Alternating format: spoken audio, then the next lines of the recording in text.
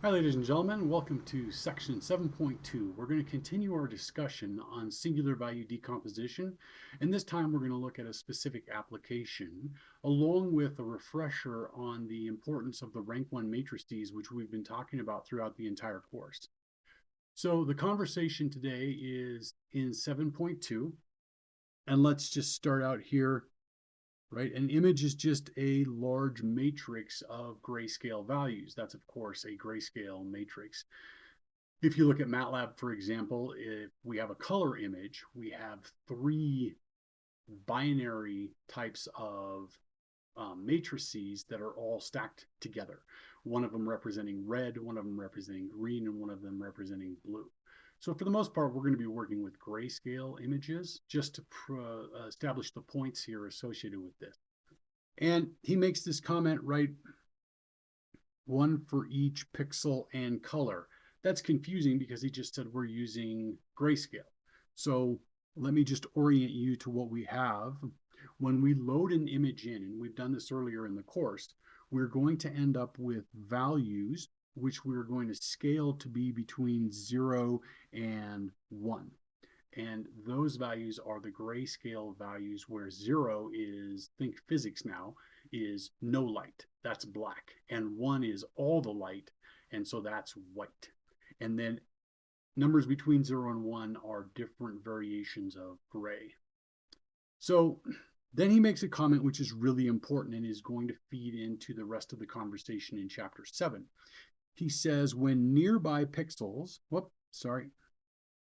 when nearby pixels are correlated, in other words, we don't just have random pixels, then the image can be compressed because there's information associated with each pixel by the pixels that are surrounding it. That's the correlation. There's correlation between the grayscale values of nearby pixels, and we'll take a look at the demonstration of what we're talking about there. And then, of course, he goes on to talk about flags, which are going to give us some nice examples of rank 1 matrices. And then we're going to take a look at some photographs, and we'll take a look at how we do compression using the singular value decomposition. All right, to start, what we're going to do is we're going to take a look at this section here. You want to make sure and read through all of this information. He provides a little bit of background and introduction to the idea of using linear algebra for compression. And then he jumps us towards, we're going to start with flags. We're going to start with simple flags. And he gives us some examples which are easy to break down into rank 1 matrices. And just by virtue of kind of the full understanding of where we are going, we're going to use this property we discussed about previously with singular value decomposition.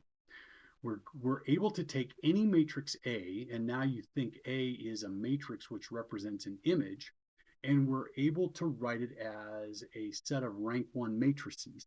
Each of these is a rank 1 matrix, and that rank 1 matrix is one column of U, one column of V, which is a row of V transpose. So we have a column of U and we have a row of V transpose. That's going to give us an m by n matrix, which is the same size as our A matrix. And then for each of these, we're going to multiply it times a singular value. So we can think of being at the I index, and then we will have these rank 1 matrices that we are adding together. And remember, we, by convention, always order the singular values from largest to smallest. They're always positive values, and the larger ones represent matrices that have more important information. And we'll take a specific look at that as we work through our examples. So the first couple of examples that he provides us here with the flags are the French flag and what he calls the German flag. Now listen, Professor Strang is not an Air Force Academy cadet, and he's actually selected the incorrect flag here. The German flag is black, red, and yellow, as I've indicated here. This is a picture of the German flag. So we have the French flag, which is the tricolore, and it is the flag that is represented here with the white in between the blue and the red. And this is the German flag, which is a set of horizontal stripes, which are black, red, and yellow. And what he's doing is he's talking to us about how we could represent this as a rank 1 matrix. So let's just take a look at this. I'll grab out the French flag, and what he's telling us is, hey, if we have some representation for the blue, then it just is a matter of how many pixels across we are. So he's picked it to be 2 pixels across, and we can do the same thing, right? We have 2 pixels of blue, and let me just put them in here. So we would have blue pixel and a blue pixel, and then a white pixel and a white pixel and a red pixel and a red pixel, and every one of these is the same. White pixel and a white pixel and a red pixel and a red pixel, and this is going to continue on for as many pixels as we have in our image of the flag. And the point of this is it allows us to come up with a rank 1 representation, which is what he's showing us here, right? We have a row where each row is 2 blues, 2 whites, 2 reds, and then we are repeating that in each of our rows, and that's the green rank 1 matrix that we have.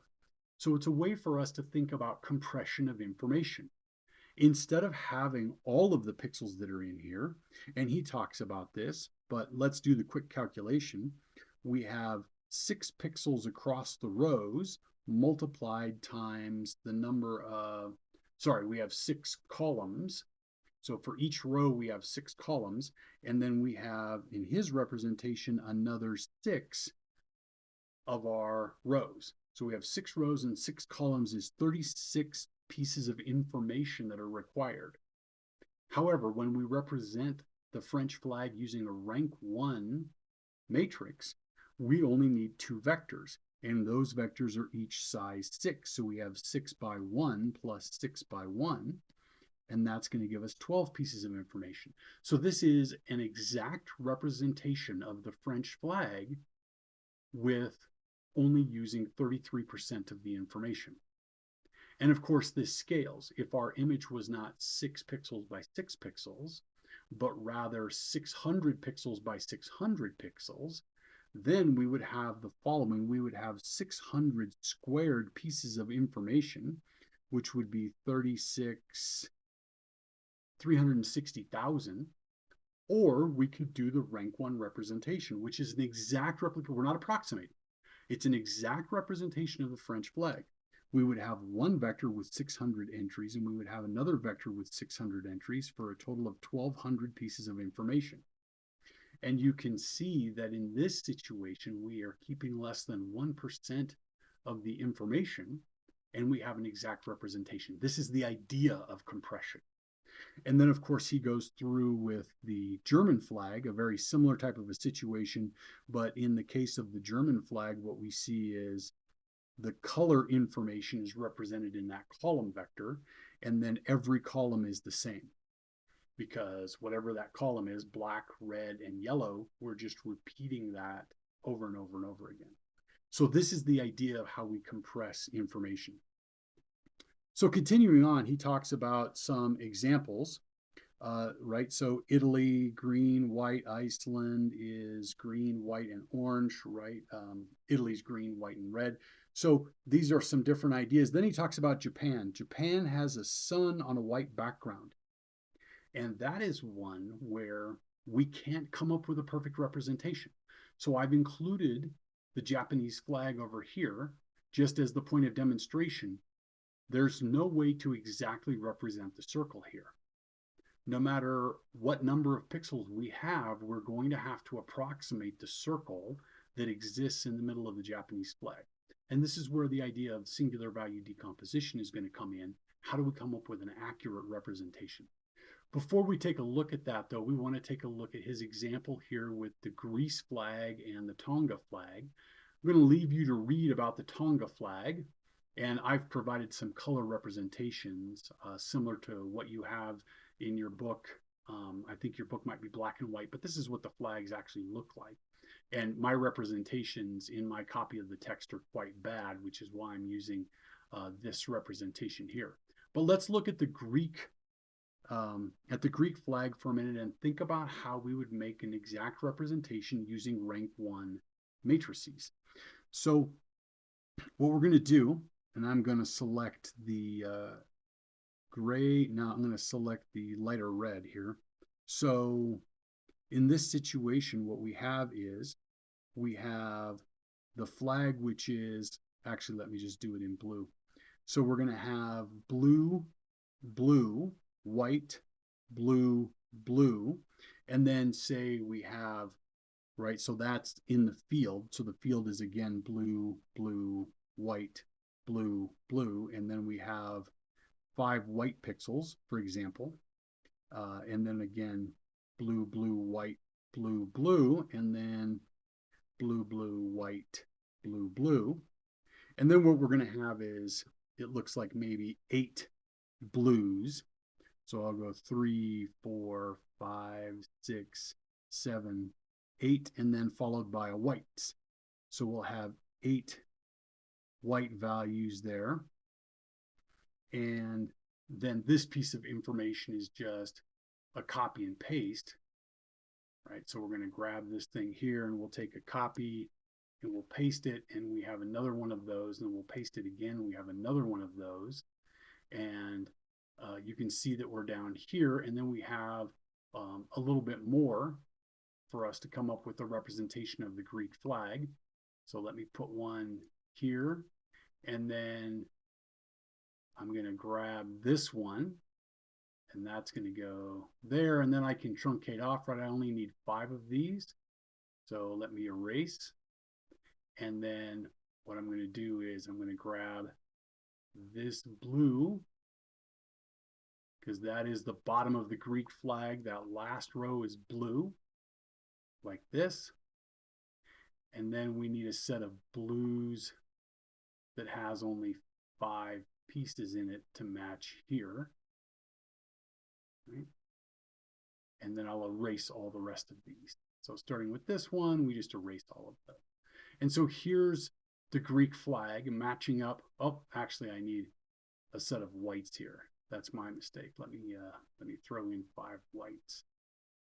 All right, so I'm going to copy that, paste it over here, and grab my eraser again, and erase those out, and then grab this and put it in place here.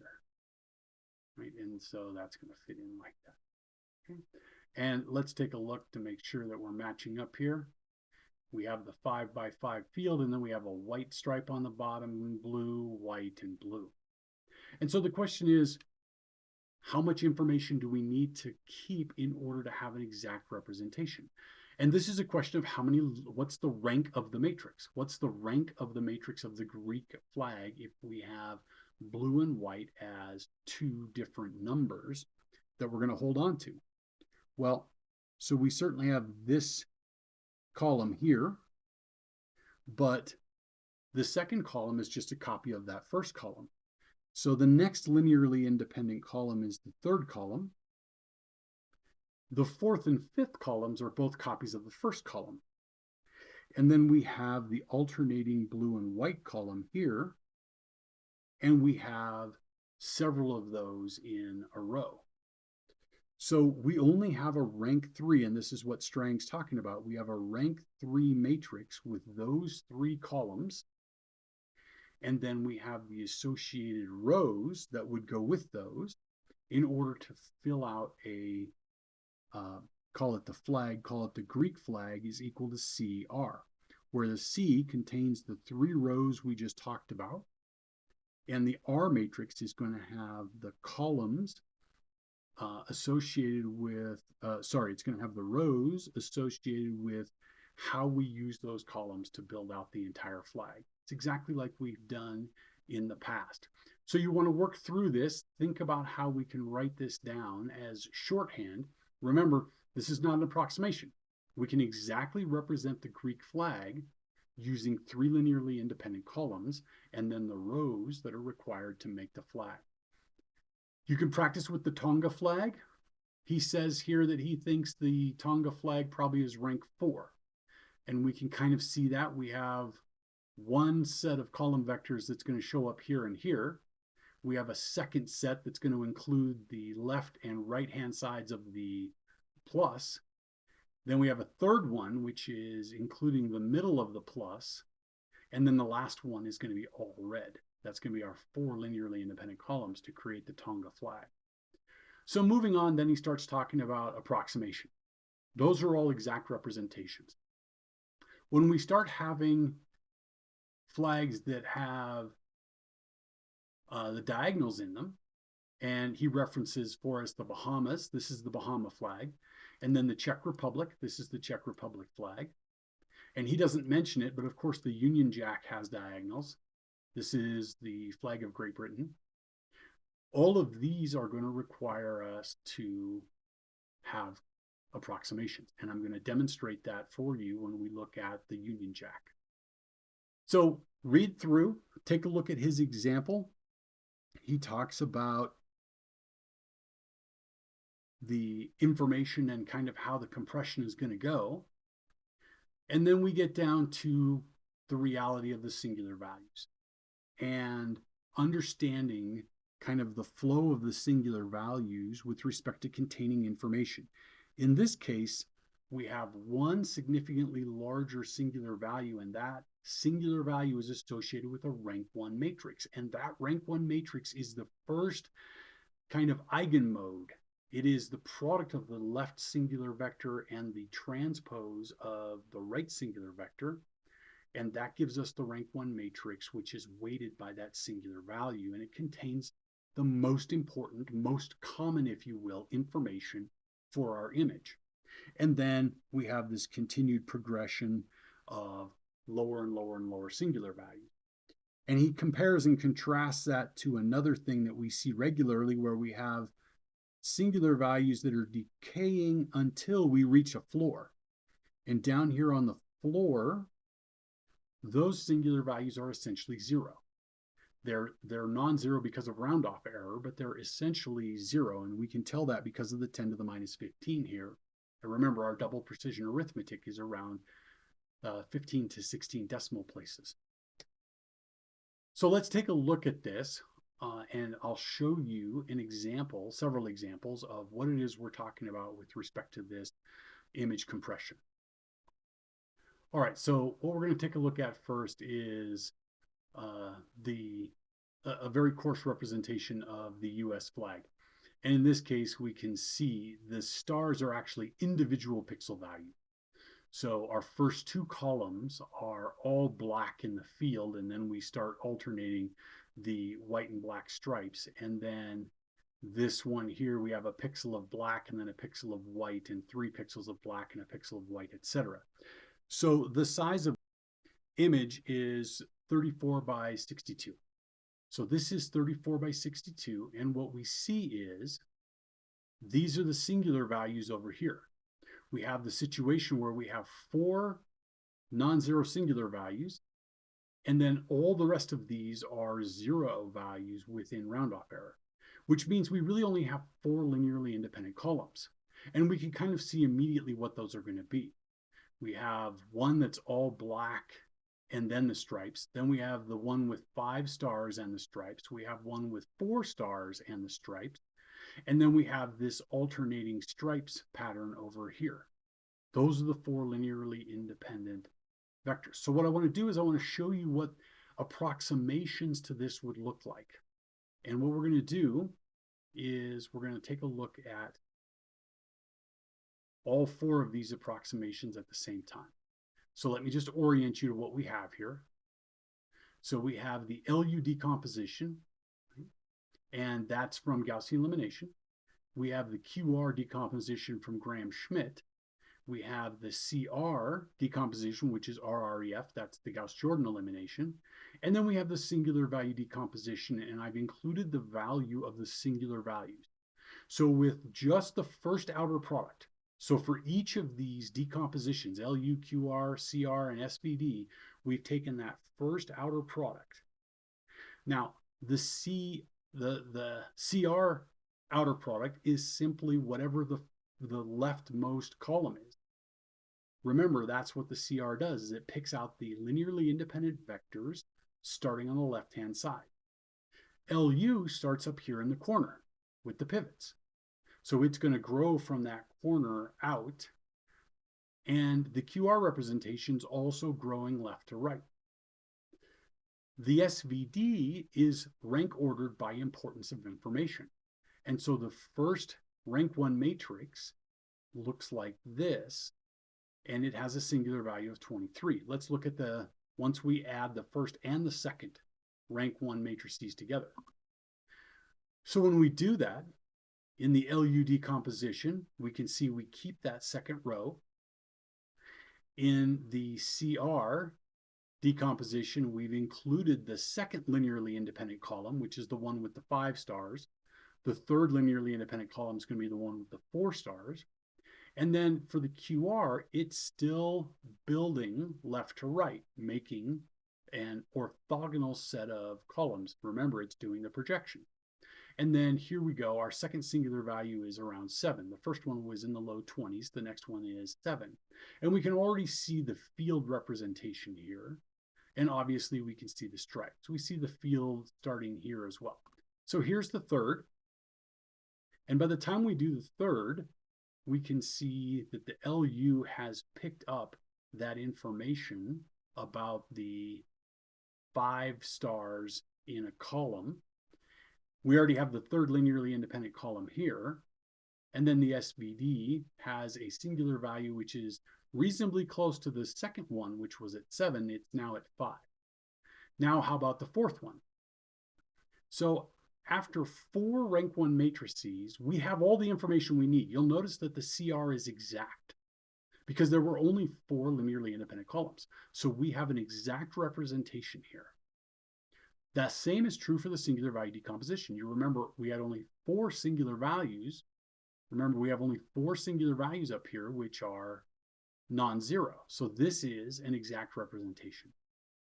The LU and the QR, those are still coming together because of the way they gather their information. Let me just do a few more. Here's 5, 6, 7, 8. You'll notice at 8, we still don't have a complete picture for either the LU or the QR. It doesn't mean that they're worse decomposition. It's just a point of demonstration. Let me show you another example. All right, for our second example, we're going to look at the diagonals that Strang was talking about in his text. And you'll notice what we have here is, again, a really coarse representation of the Union Jack. This is 30 pixels by 56 pixels across. We do, however, see that it's going to be a lot more than 4 linearly independent columns that we have here. How many linearly independent columns do we have? Well, the SVD is going to tell us that. So these are the non-zero singular values. Then you can see we drop down and these last several singular values are 0. So starting at 22 through 30, those singular values are equal to 0. So we have a rank 21 matrix here. And we have 21 singular values, which again are ordered from most important information to least important information. So I'm just going to show you the exact same situation that we had previously with our American flag. So let me pull that up. And here we go. These are the 4 decompositions. Again, we have the LU, the QR, the CR, and the SVD.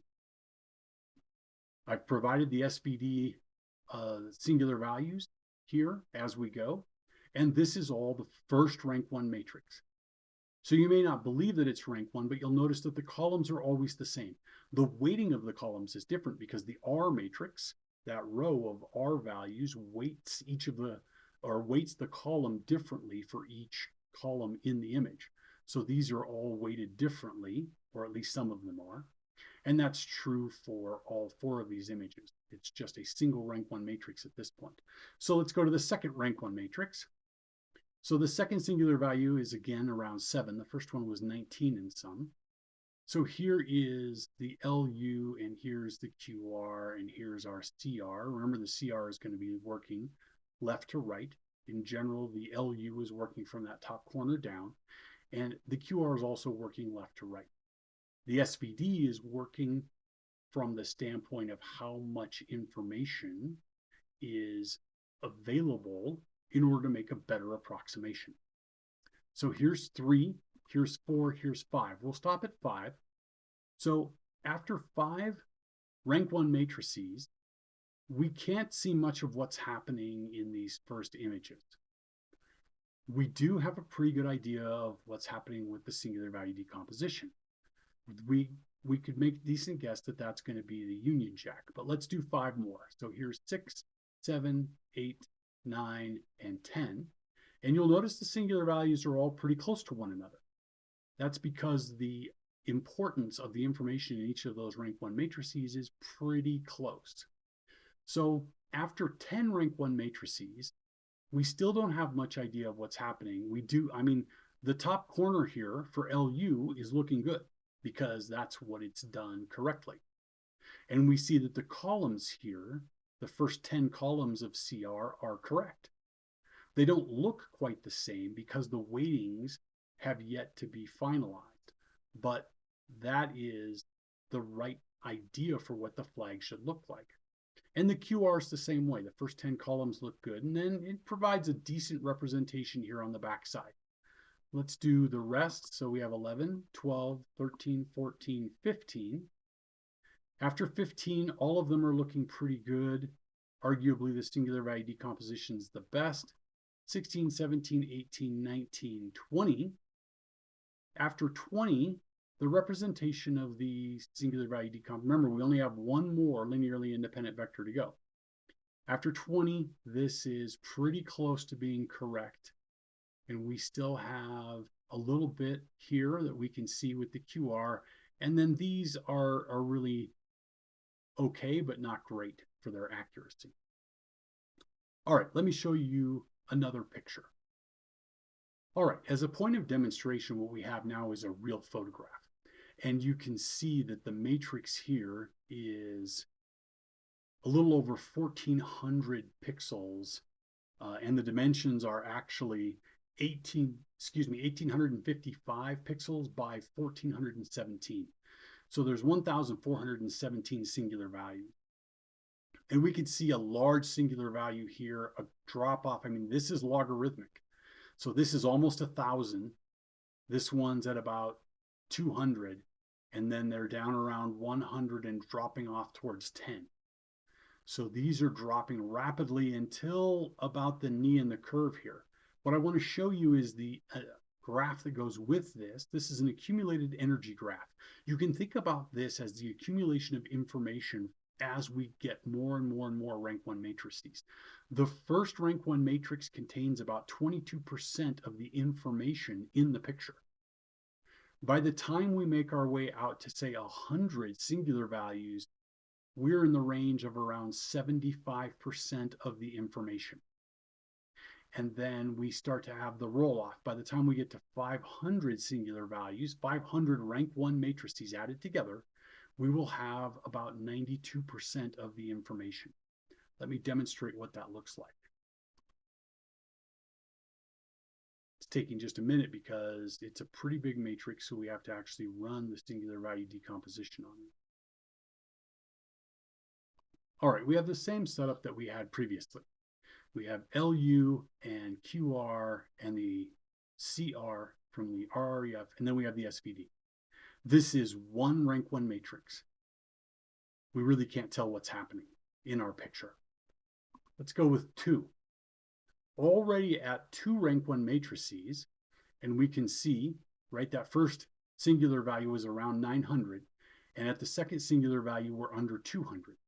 So we can already see some definition to what's in the picture. A little bit of information here. The CR and the LU are providing us with basically nothing. Let's go with 3, 4, 5. So remember, we have 1,417 rank 1 matrices. After 5, the singular value decomposition is giving us the information about what this is. This is a photograph. We can see kind of the outline of a person here. We can see the head. We can see maybe some arms, a shirt, maybe some shorts. Let's take a look. 5 more singular values into it. 6, 7, 8, 9, 10. So after 10 rank 1 matrices, well, we can clearly see from this image that we have a picture of a young child. And we can see the fingers here. We can see clearly an arm over here. This looks like a leg.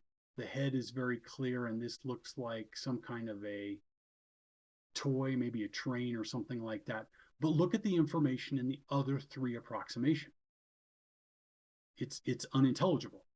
We have an exact representation of the first 10 columns from the CR. Remember, that's the way it's built. The first 10 linearly independent columns, and it's showing us those. But we can't use those to gather much information. The LU is started up here in the corner, but it's also not providing us with much information, and the same with the QR. Let's do 10 more. So here's 11, 12, 13, 14, 15, 16, 17, 18, 19, 20. After 20 rank 1 matrices out of 1,417, it's very clear what we have.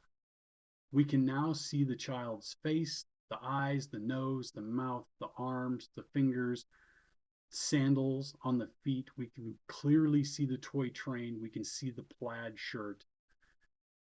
That's image compression. We have represented about less than 1.5% of the information from the image. And with that 1.5%, we can already identify what the picture is about. Let me show you the original picture for comparison's sake so that you can see what we started with. This is the actual image right here. So this is a young boy and his orientation here with the train set.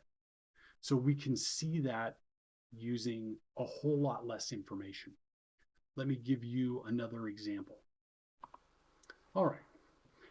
So we have another picture. In this case, we have 1,757 singular values. Similar type of a roll-off. This is, again, something we see frequently when we're looking at photographs. So we have a very steep roll-off, and then starting around 360, we have a more gradual decline in information as we have more and more rank 1 matrices. So 360, we can see that 360 contains about 83, 84% of the information, 5/6 of the information. And let me just walk you through this one. In this case, we have the original photograph that's already included. So the original is on the right-hand side. This is the rank 2 representation. So let's go forward a little bit. Here's the rank 5 representation where we can already start to see individuals. And then here's the rank 9 representation. What I'm going to do is just let this run. You can take a look at it. We'll look at this in just a minute, but what I want to do is let this continue to grow and provide us with more and more fidelity. So there's 14, there's 20, and now we're moving on. There's 100. We're coming up on 200. Remember, at 360, we said we had about 5/6 of the information. So we're up to 560. So we have less than a third of the information. But what I want to do is take a look at how accurate is this really. Let's take a zoom in here. And what we're going to do is we're going to focus in on this boy's hand on the bat right here. So we're going to go 1, 2, 3, 4, 5, 6, 7, 8, 9, 10. That's a 10-fold magnification of our approximation. And we're going to do the same over here. 1, 2, 3, 4, 5, 6, 7, 8, 9, 10. This is the original image. This is the approximation. What we notice is they are not the same. We're going to look at this area down here on the bat, kind of in the fork of the M, if you will. And we can see this is looking kind of circular in nature. There's more pixel detail in the original image. There's more specific information. So we still in our approximation have averaged through the actual values associated with the pixel. We can see here is a specific pixel. Here is a specific pixel. It's a little darker. These are a little bit darker in the original image. And over here in our approximation, that higher level of contrast does not appear. So they're clearly different. But we're talking about differences of small magnitude on a pixel by pixel basis. Let's go back out to the original image. We can tell just by looking at this, we're really not going to have much chance of visually identifying the difference between the approximation and the original image. And this is because of what Strang said at the beginning of section 7.2. He said, if we don't have random information, which we certainly do not when we have a picture of something, then we can use compression. And that's what we've done. We've compressed the amount of information that's required. Let's go back and take a look. We're just making use of this. So in that image that we're looking at, we have 1,757 rank 1 matrices. But our approximation is using only 560 rank 1 matrices. The point that's important is it's included the most significant 560 rank 1 matrices because we are going in order by singular value, the larger singular values first. And as we work our way down, we're keeping fewer and fewer of those. So let's go back to the graphic and take a look. So 560, that's going to be right in here. The singular values at this point are in the range of 1 to 2. 560 for information is going to be over 90% of the information. So I can't line it up exactly, but it's around 90.5% of the information in the image. And what you'll notice is this down here is called the noise floor. This is where we're just talking about shifts that are occurring due to the noise that is in the image. And that's associated with this leveling off here. So the last 2/3 of the information here is largely associated with just the noise that's in the image. So this is the whole idea of image compression and one of the many applications of singular value decomposition. Let's take a look at our questions. So what we're going to do is we're going to take a look. I've given you the address here to go and look at flags and go find a rank 1 flag and a rank 3 flag and then write out those representations so that you can have a compressed but exact representation for the rank 1 and rank 3 flags. So this is going to be a little bit of practice with respect to singular value decomposition and the rank 1 matrices that are approximating our matrix A here. And then finally, in Strang's book, he's talking about this online ability to upload an image. So let me just show you that quickly. He references right down here at the bottom of the page. This is where he's going to show the images associated with the ability to upload your own image and take a look at the compression. That's it. We look forward to seeing you in class. Thanks.